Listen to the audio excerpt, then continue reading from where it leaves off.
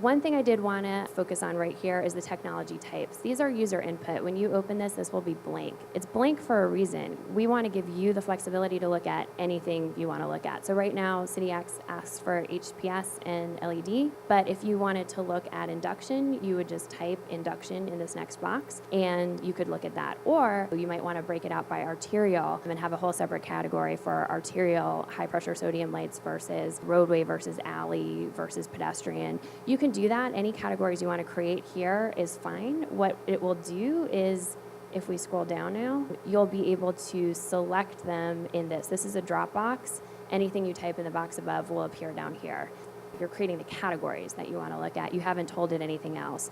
Now in this section is where you tell it more specifically what's associated with these categories. It's asking now to type in the lamp watts, so you can type in 100 watts. You can list HPS again and type in 250 watts, or you could list 50. You can do this as many times as you want to get your whole inventory. And then it'll ask for your system watts and your annual operating hours. That's pretty straightforward.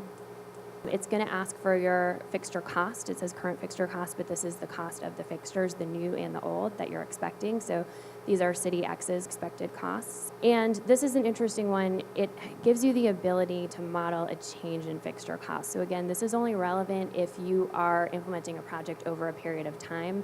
But if you believe that the cost of LED is going to decline and you want to try and capture that in your model, you can model it so that you're sort of de-escalating him. So here they're falling at 5% a year.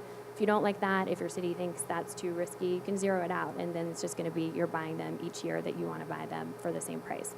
So here we have LEDs. They're decreasing in cost at 5% a year. We have high-pressure sodium staying the same. That's what we're modeling for CityX right now. Install time, so you want to log how long you think it's going to take to out and install these fixtures. This will ultimately get multiplied by your labor and your vehicle rate, and it'll produce your installation cost. And a rebate value. So here we're lucky.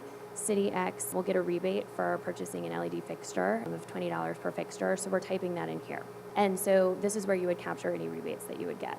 One more quick thing, and then we'll get to the results. Maintenance costs. If you know what your dollar per unit per month or dollar per unit per year maintenance cost is for a particular fixture, you enter it here in these cells. If you don't, that's okay.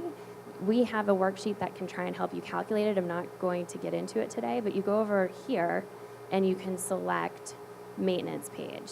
When I do that, you'll actually see in column V, the maintenance cost just changed. I typed in 264. It's saying it's 237. That's because I've filled out the maintenance page and I've come up with a different answer. So the maintenance page is only to help you get to this number if you don't know what it is. If you're pretty sure you know it, don't bother with the maintenance page. It's optional. Just ignore it, leave it blank. But make sure you select user entered and type in the number you want in column T, and it'll then pull it into column V. When I go back here, and now I'll switch it back to user entered, you'll see that column T and V match again. So it now knows that it should pull whatever I put into column T into column V, which then gets pulled into the model. We're almost at the results. I showed you what's below. That's where you tell it actually what to do. We've done this, but we haven't told the model what to do at all yet. So we've typed in all this data. We gathered it, we feel really good, but we still need to actually say, what do you want to analyze? And that's what this section below here is. You're telling it now, okay, take the 100-watt high-pressure sodium, take all that data I just entered above, and replace it with all that data associated with 50-watt LED that I mentioned above. Now, if you do that, you then get some results.